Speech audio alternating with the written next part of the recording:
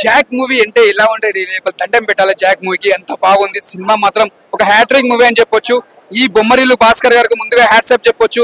ఇది ఒక కొత్తగా తీసుకొచ్చిండు, ఒక డిఫరెంట్ గా తెచ్చిండు. కథ తీసుకుంటే స్క్రీన్ ప్లే చేసినా కూడా చాలా కొత్తగా ఉంది, ఒక డిఫరెంట్ గా ఉంది. మన బ్యాక్గ్రౌండ్ మ్యూజిక్ కానీ స్క్రీన్ ప్లే కానీ చాలా డిఫరెంట్ గా ఉంది.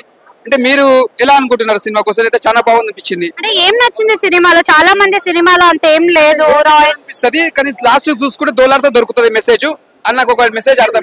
మీరు దేవులన్న మెసేజ్ ఏంటి? మెసేజ్ అంటే ఇప్పుడు మన ఎక్కడో వచ్చి టెర్రరిస్ట్ వాళ్ళు మన హైదరాబాద్ లో వచ్చి ఇట్లా చంపానికి వస్తారన్నమాట. అది మన హైదరాబాద్ లో వచ్చి కాపాడడం అనేది, మనం హెల్పింగ్ అనేది, అదొక నాకు ఒక మెసేజ్ నచ్చింది. ఎందుకంటే ఎదుటోడు మనం చనిపోయేటప్పుడు ఎదుటో వచ్చి కాపాడుతారు చూసినా, అది చాలా గొప్పతనం అనుకోవాలి. అంటే ఎన్ని కోట్లు ఇచ్చిన రుణం తీర్చుకోవాలి, అలాంటి వాళ్ళని సేవ్ చేస్తారన్నమాట. ఇందులో మొత్తం ఆఫీసర్ సినిమా ఉంటది. ఇది ఒక డిఫరెంట్ మూవీ. అంటే మనం ఒక చాలా కొత్తగా చూస్తాము. మన బొమ్మరిల్లు సినిమా చూసినాం, ఒకటి ఆర్య పరుగు చూసినాం, ఒక ఆరెంజ్ సినిమా చూసినాం.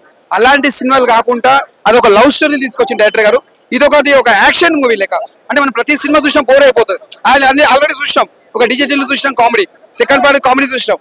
ఇది ఒక హీరో గారి ఒక మాస్ సినిమా, ఒక యాక్షన్ మూవీ లెక్క తీసుకొచ్చిండు. బ్లాక్ బస్టర్ అని చెప్పొచ్చు. సూపర్.